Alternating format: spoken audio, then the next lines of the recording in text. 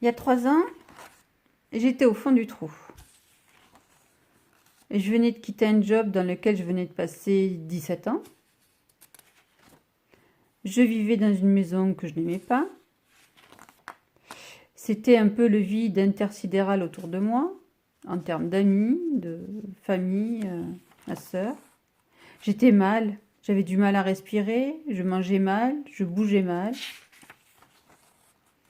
Mais comment me soigner? C'était là ma question. J'étais trop fière pour demander de l'aide. Et puis c'est surtout vers qui me tourner. J'avais peur. Peur de mal faire. Peur d'être jugée. Peur de l'inconnu parce que plus de job, plus de mecs. Et j'avais surtout peur de donner un mauvais exemple à ma fille. Pour ma fille, le matin, je me levais pour faire son petit déjeuner. Je restais quand même une maman à l'écoute de son ado.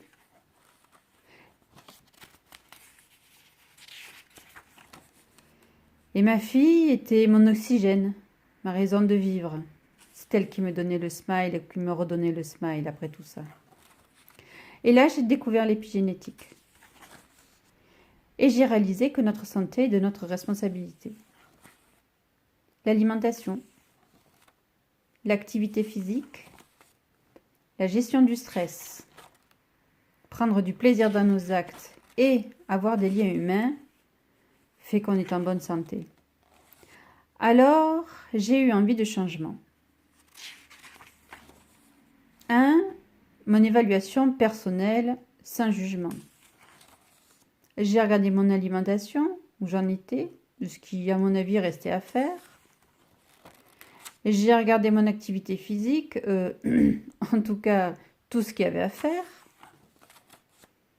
J'ai regardé en termes de gestion du stress, où est-ce que j'en étais. J'ai regardé si, dans mon quotidien, je prenais du plaisir et me suis aperçue que non, je ne prenais plus de plaisir à rien. Et en termes de liens humains, j'ai regardé un petit peu autour de moi ceux avec qui je m'épanouissais et ceux avec qui je ne m'épanouissais pas.